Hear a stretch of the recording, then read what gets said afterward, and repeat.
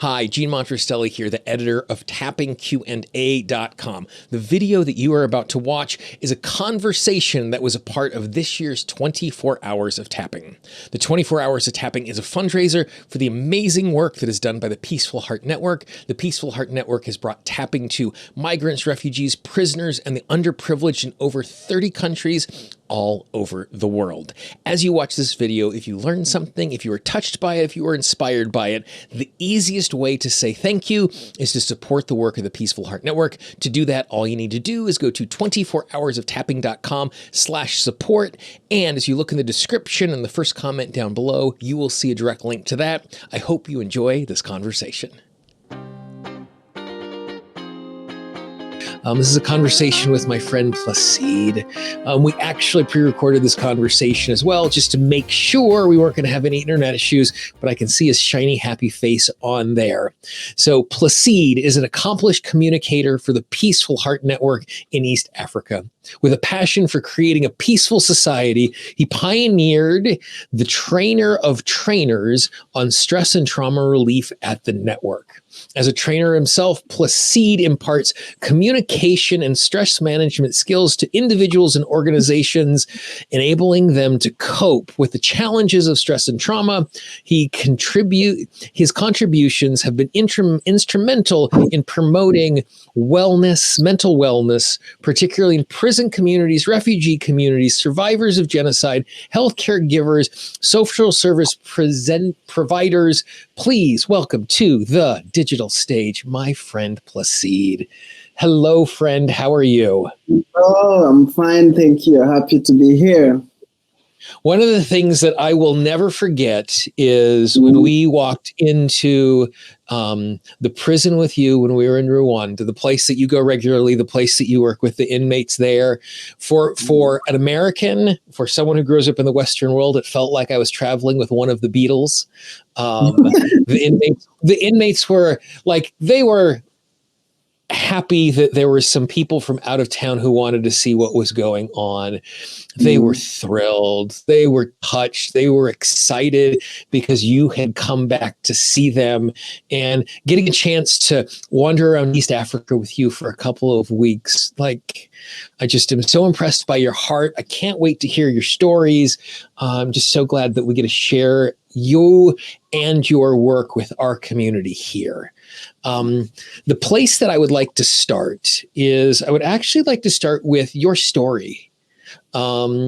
Just if you're willing to share with us what growing up was like, where you went through, and if not, it's no big deal. I understand. I want to make sure I'm taking care of you today. So when it's do you hear me now? Yes, perfectly well. Okay, so somebody was interrupting me with the phone. Now I put in the flight mode. Thank you so much for having me on this platform. It's something that you have been looking forward to preparing when you came here to see you face to face. Now we are doing this. It's so exciting. I'm so happy. I was doing tapping together with you. I was a little bit kind of nervous. So as Jill said, my name is Placide Nkubito. I was born in DRC. I grew up without knowing my parents. It's one of the big trauma that I had in my life. So, because whenever I could walk around, I could think maybe I'll meet one day my mom or my dad. Since I heard that my mom was brown, whatever I could say, a brown woman walking on the street, I was like, okay, maybe she can be the one. So,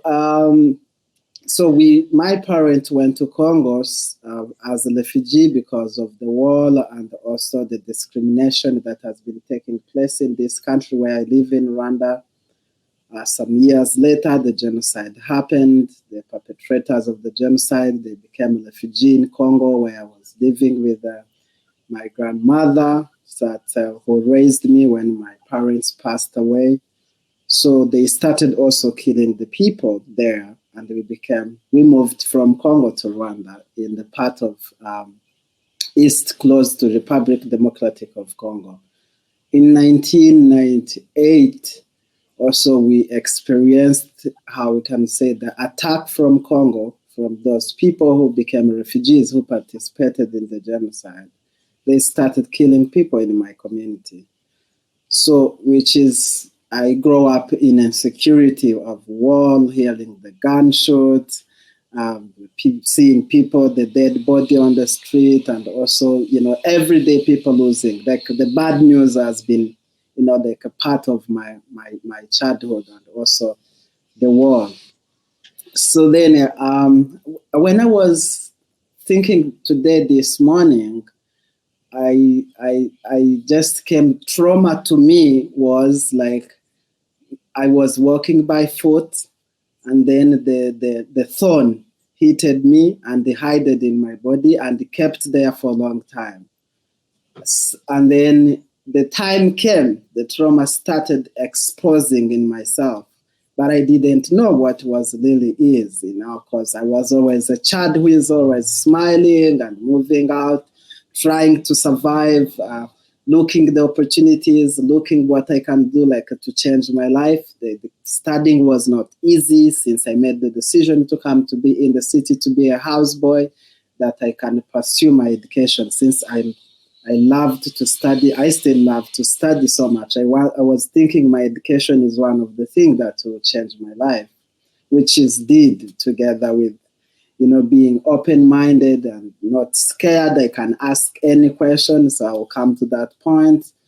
So when I became like 19, like, getting to 20s, I started feeling so much like worried a lot. So growing, I see the life is hard, and then we could see that people who have graduated after us, they don't have a job. You start getting scared. I started feeling like I don't want to live in the country.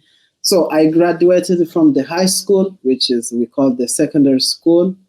I came back to Kigali in the city, started looking for the opportunities. But on one side, when I was growing, I had so much ideas that what I wanted to be, either a pastor, a missionary.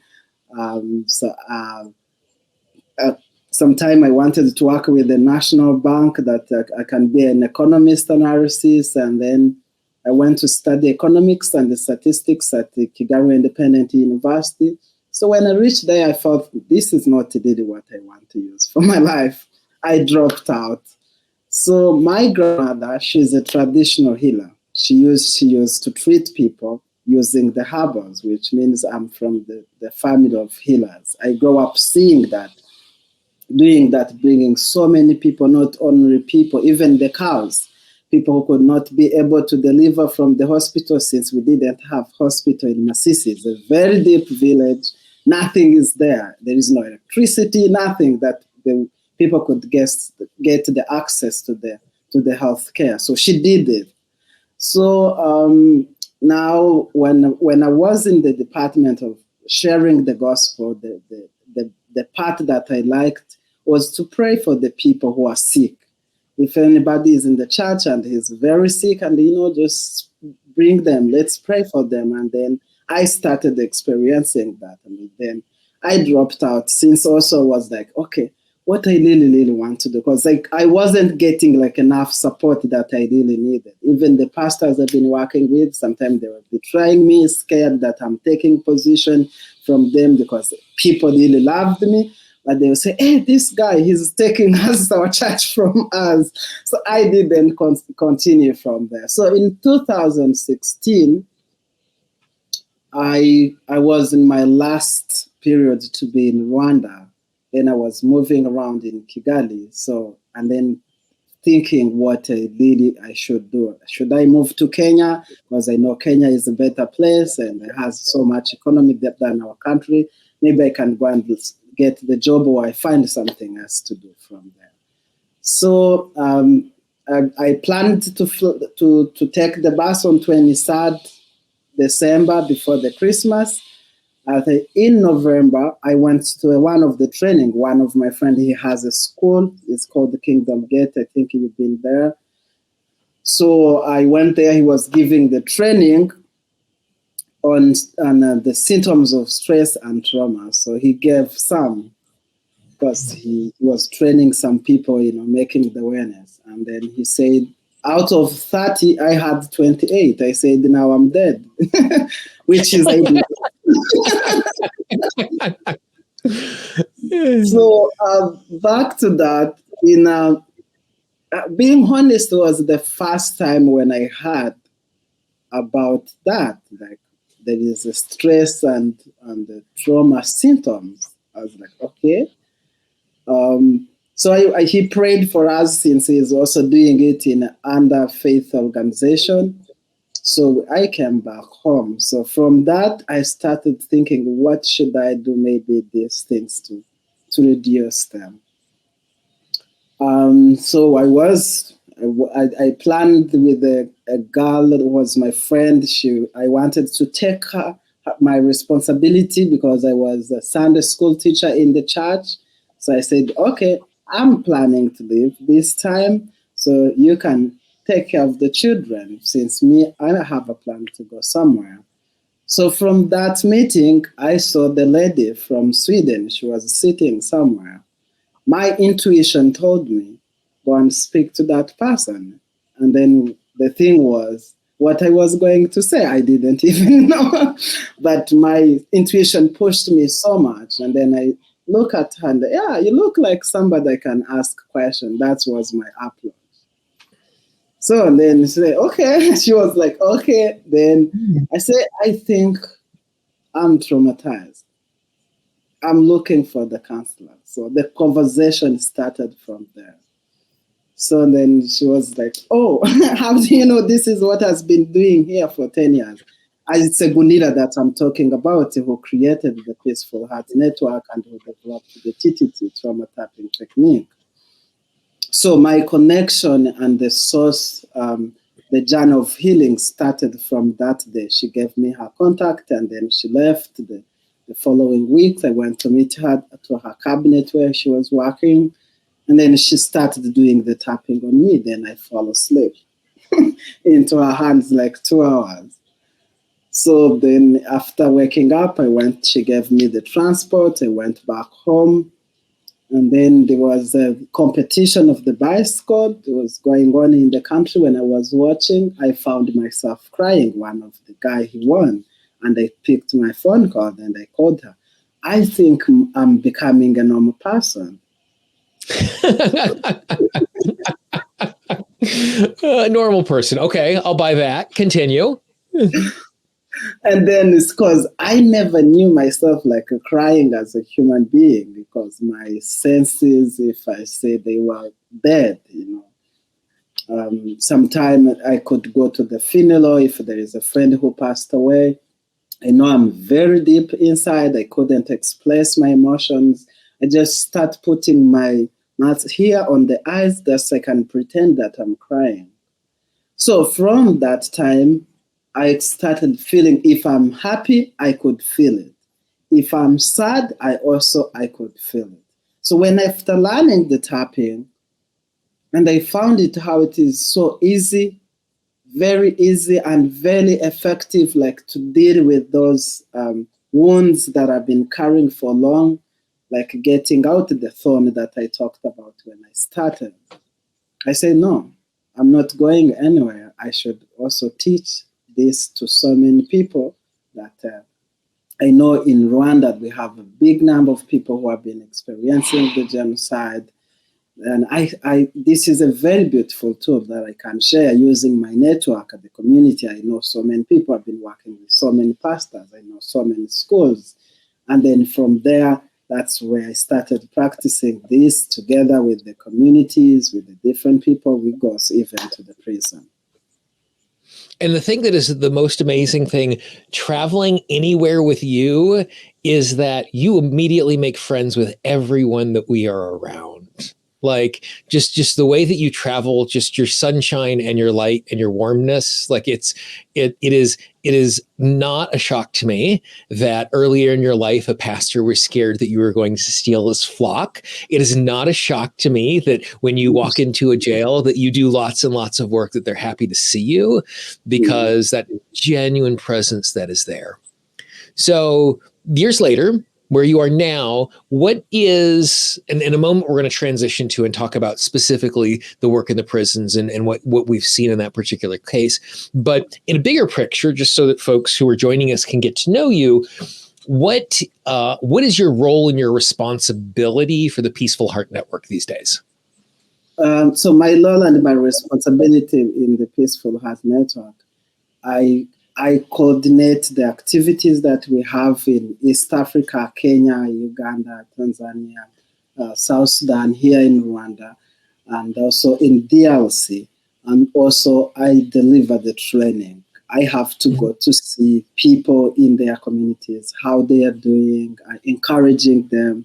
Because I'm being honest, this technique is very fantastic, but it takes time people to trust it because it looks so funny. Yeah. Especially in African settings, sometimes when you start talking about it in the prison, people could say, "Oh, those are the demons," or what really is that? So it takes so much time to go and you not convince, like building the better relationship that allows people to have observation how it can impact their life, and also sharing my story how it helps me. Mm-hmm. Yeah. Mm-hmm. And so what does some of the programs look like when you are going into prisons? How do the inmates get the opportunity to participate? Are they chosen? Do they volunteer? What does the training look like? Kind of what does and it could be different from facility to facility because they have different people in charge, but what does it look like when you are inside of a facility? Who are you working with? So I just go to the prison or to the facility place. There is administration. There is the director. When we go there, we just talk to him. We say, okay, we want to train this amount of people. Like now we have like 100 in each prison, and then they select the leaders who can be able to learn and also go and share with others. So within the places is so big, but even the number are so many. Like one of the prison that we started recently has like 18,000, almost 19,000 people, and then which is very crowded. So we pick the number of people who can come and learn from us, and also we learn together and we train them. We give them the equipment, we provide the tents, we give them the games, the sports and the games material that they can use also to keep them busy, and also to engage the other people to come and to learn. So when we get there, we bring them into the tent, we sit there, we start learning how to tap, we use the music, we print the materials, then we give to them, and then we divide them into the groups. And those groups also, they can go and teach the other people. We learn together how to do reports and writing, and how to observe. How can you know somebody who is stressed? Then we engage them to learn together, and then they tell us, and also we tell them. That's how it looks like when we are into the facilities. And so how long is the training? Like how many hours in total are you working with folks, going from them being interested to them being certified in TTT? Like how many sessions is it? How long are the sessions? What does that process look like? So the session I do monthly visit. Every month I have to go there and just see how the activities there. So the training, we do like 6 weeks. We go there, but two times in a week. Then we learn 2 times in the month. Then we go, and then until it becomes the 6 weeks, until we count the days. Actually, the whole program is like the whole year, but we divide it into the semester. Like we have 3-month semester and a 3-month semester, like a 4 semesters.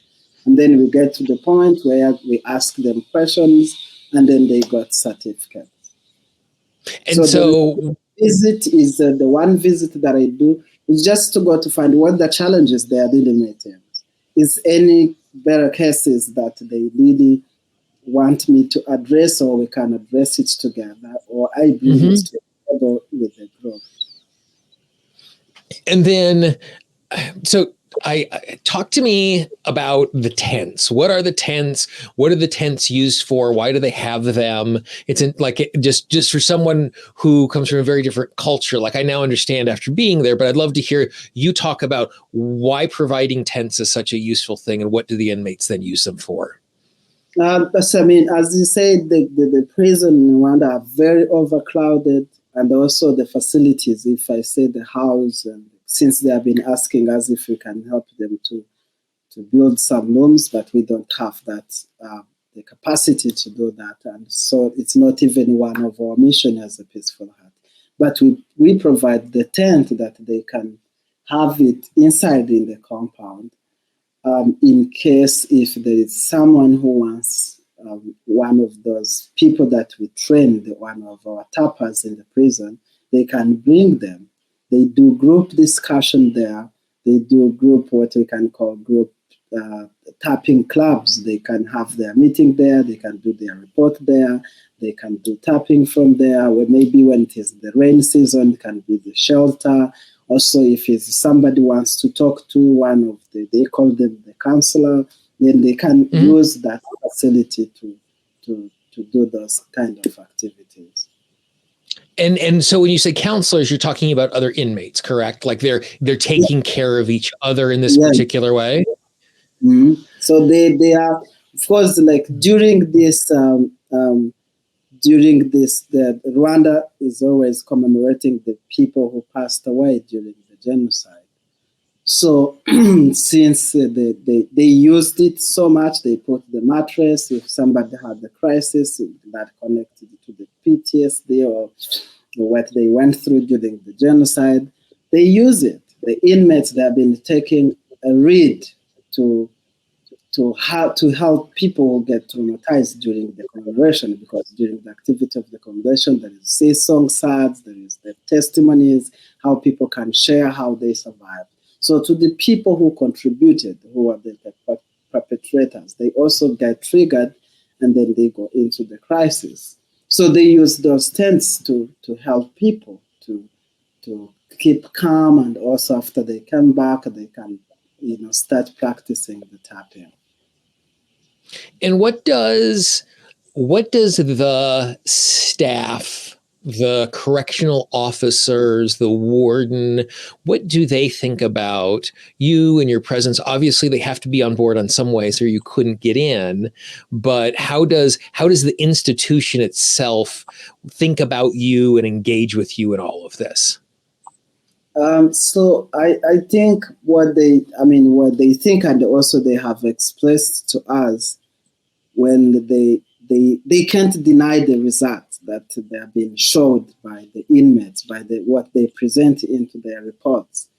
There is one of the prison, they were taking like a medication, the mental, those who have the mental illness. The number of the people who have been under the drugs have been reduced, like from 26 up to 16 or 12. That is a fact you can deny. And also the calm and the tapping what has created brings the security, contribute a lot to bring the security, the inside, and the calmness and the social and the activities, people working together. And then, of course, he started not really understanding it well, since they are busy doing their activities. But on the other hand, they are so grateful because we are contributing in a correction program, because we don't even talk about that only. Sometimes we talk about the forgiveness, people to understand. We connect people from their families. Like I have this testimony of one of the guy who was in our training, when after doing the tapping and the exercise and listening to what we said, he managed to forgive himself, and then he contacted his family, the offenders. He asked the forgiveness. Now he created like a more peace, and then now the family, they are coming to visit him after 20 years in the prison. And then Wow. those testimonies that helps to connect. And also, if I say, like, also relationship, I just come to them, we talk to them, Mm-hmm. we try to make like a more friendship that based on professional. How can we help this? You know, guys, you're busy, but this is what we are experiencing. And also, I think when you're there, the inmates, they're also witnessing into different ways. And so one of the things that was really fascinating to me in what you've just shared there is the idea of witness and testimony. And for me, when I hear those words, I hear them almost explicitly in a spiritual context where I'm telling my story about how I had the spiritual insight, my relationship with God. And I find it refreshing and really fascinating that people want to tell the same type of story about their transformation and their healing. And like, the few times we got to see them, like they wrote them out. They were really thoughtful. Some of them wrote them as songs. Some of them wrote them as poems because it was something that they were so connected to. And in a spiritual context, the reason why we give witness is to encourage other folks to go, hey, this is something that is possible. Yeah. And so is that something that is specifically East African cultural, that testimonials happen in lots of settings where people are just sharing what's going on? Is that something that you all have introduced? Like, how did that happen? Like, because I just, getting a chance to hear them was just awesome, because it's like, it is inspiring. It gives me permission to try hard. Like, all of those things come with it. So yeah, I was impressed by it, but it felt odd. Just felt different than what I was used to.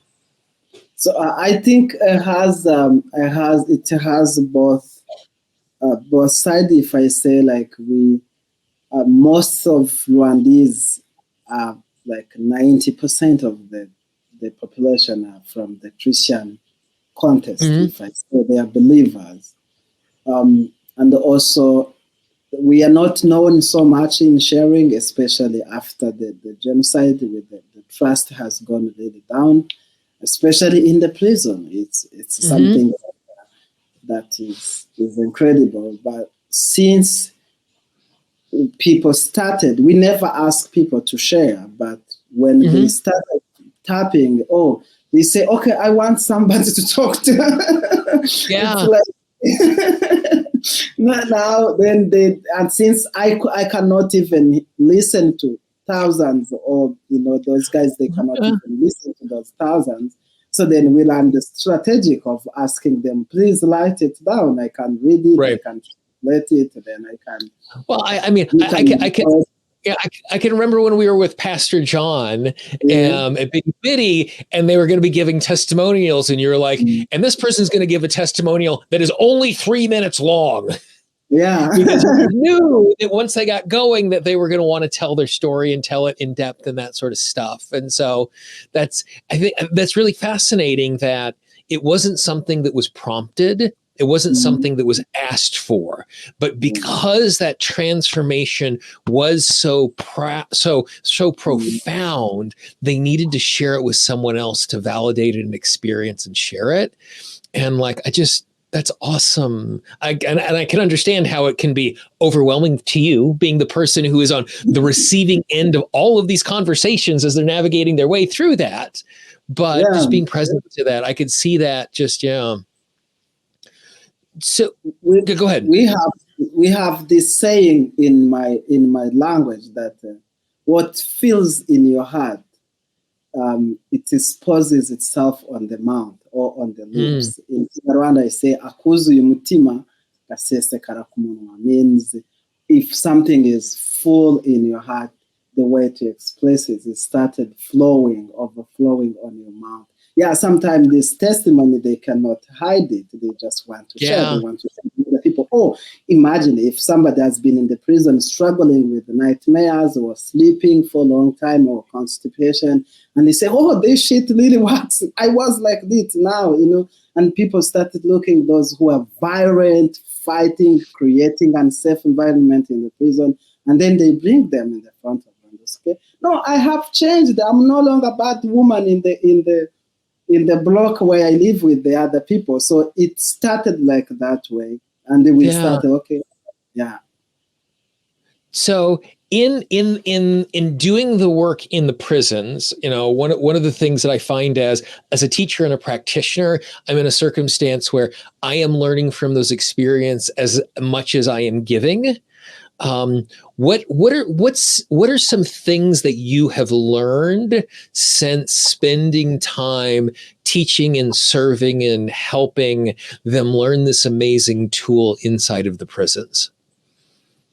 So what I have learned is I learned so much to listen, because I'm very young and not really so much young, but I go and meet people who are 92 years, 80, 70, the doctors who are more even educated. And just sit down, then I listen to them. They tell me, and then you learn how they are so positive to their life, like knowing that you're into the prison. For the most of those guys, they are genocide perpetrators. But they have this heart to serve. They have found the loom of compassion to serve to the people, even if they know they don't have a freedom to go back to see their families. So they also, I became more grateful to the life that I have, that I have the freedom. I can teach this, then I go back to the community, and also I still visit my little family, chat with the society. They cannot have a platform like this to the way we are doing. And also I learned that every story matter, And also I got to know that I was able to forgive, because it wasn't like an easy thing for me to go to the front of the people who made our country horrible, dead completely, and then I reconnected to them. So I found I learned my journey of healing is really becoming more successful, and also the differences, the differences of how people were really different. I got to understand that. I learned so much patience, because sometimes you get there, you find there are people who have this huge, big attitude, and they don't have anything to do about it. And also I said, it's not about me. It's about them. So those are the things that I learned through this time with them. And what then, as you have done this work, what is something that has surprised you in the process? Yeah, something that surprised me is when we went to the prison of women in Nyamagabe. It's close to the one of the biggest national park.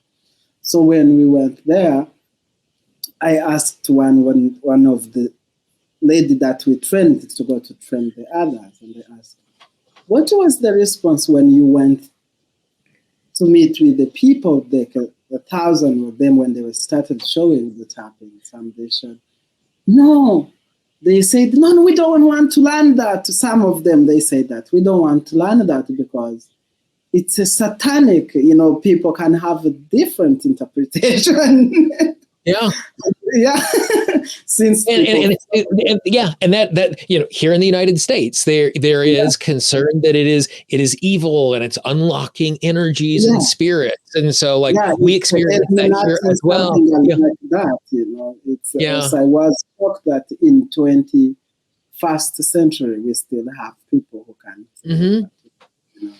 I got so much surprised, and also in a very positive way that I was also surprised that also a man can be part with this and also embrace it and start understanding it and witness. Mostly of the time, women were into this to learn it and also got to teach to others. When I started also saying that men also, I also want to teach, like Ekaristi, I think if you met him, he has been in the prison. He's teaching it into the community. So for me, seeing also a man even in some places that I'm teaching outside of the prison, and you see the men are taking the lead and also wants to share how they feel, it also has been sacrificed. And did you say colleagues? Is that was that the example you were just giving? Yeah. I mean, and this is like, and this is someone who was wrongfully imprisoned for a very, very long time, and now goes back into prisons and is helpful because of this. I mean, it's an absolutely amazing thing to see. So going forward with the work that you are doing with the Peaceful Heart Network in East Africa, what's your hope? What's a plan, a project, a community? What's something that you would like to do that you have not had the opportunity to do yet?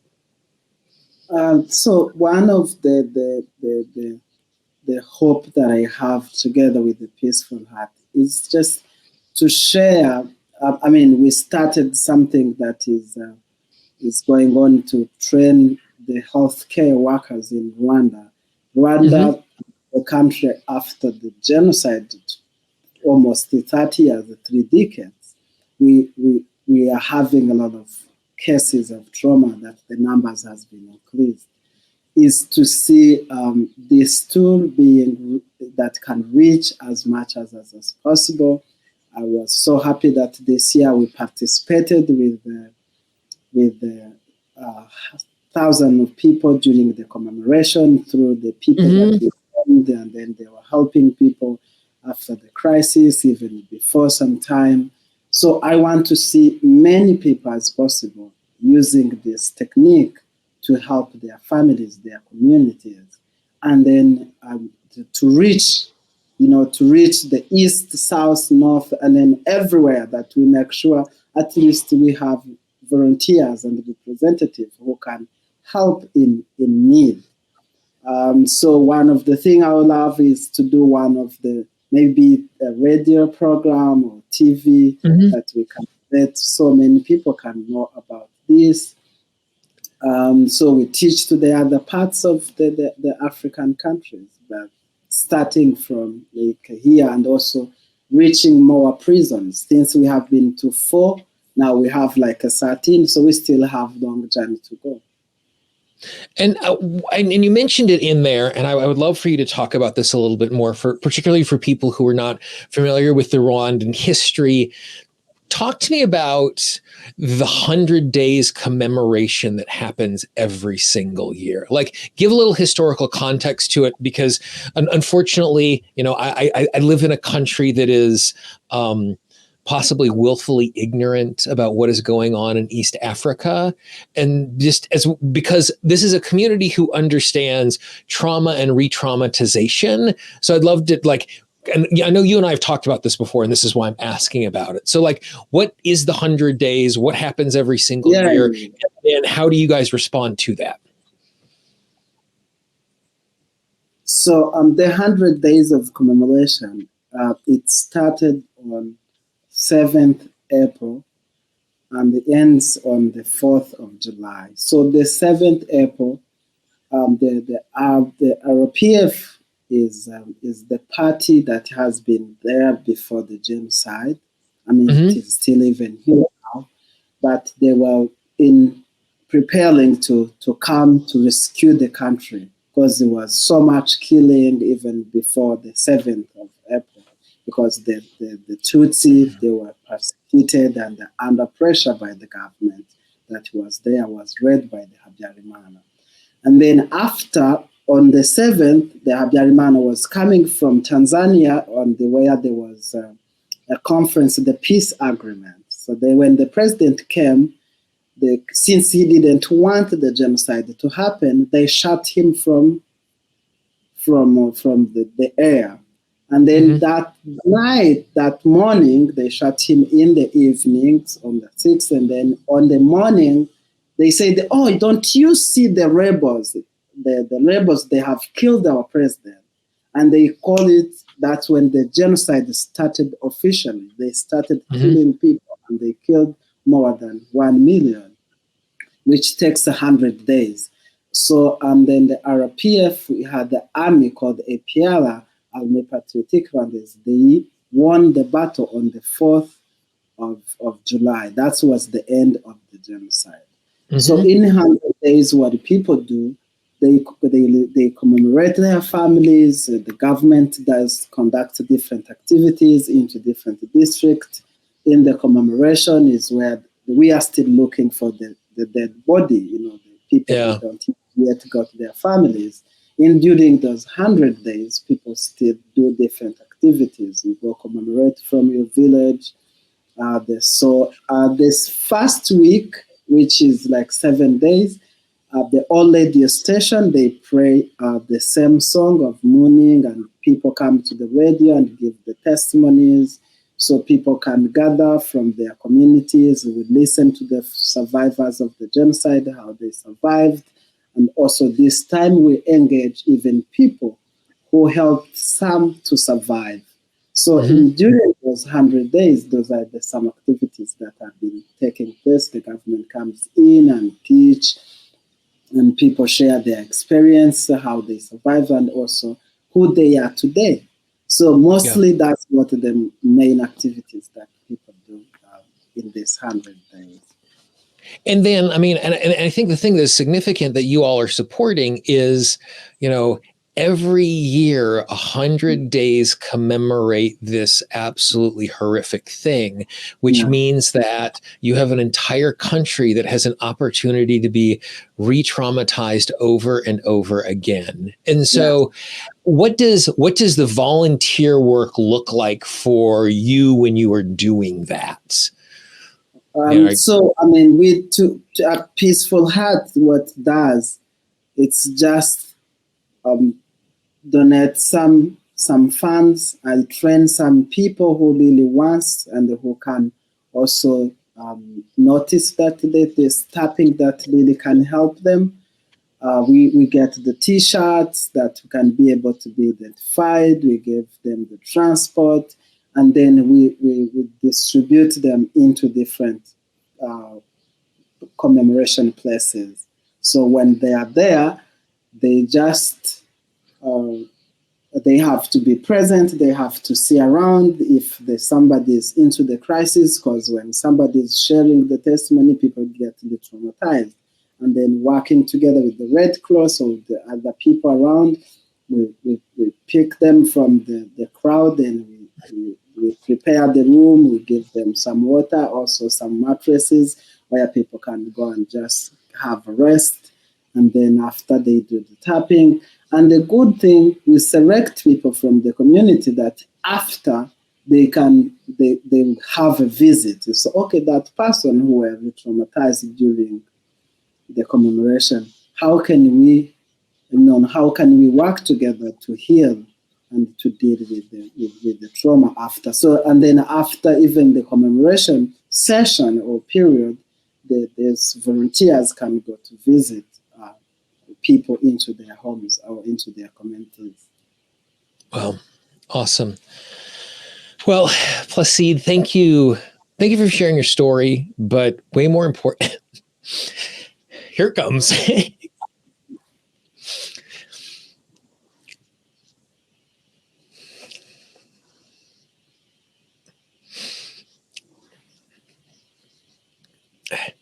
I can't think about you and your work without getting teary.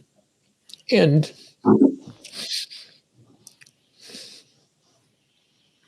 knowing you were doing the work that you were doing, where you were doing that work, is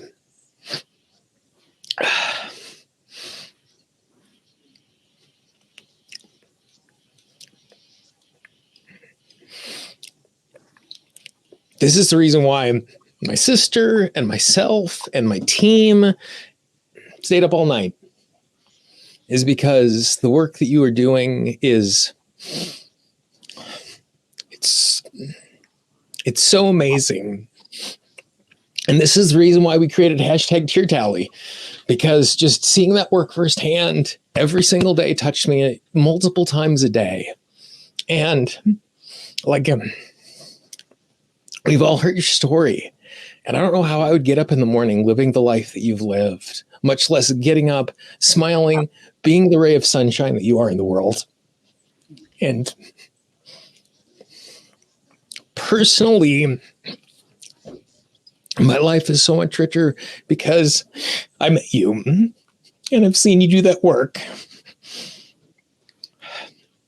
And I could pretend that the reason why I'm teary-eyed is because I stayed up all night.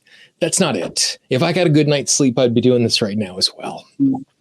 And so just know that, like, you're in my thoughts and prayers every single day, you know, right here over my shoulder. I got that at the memorial when we were there with you.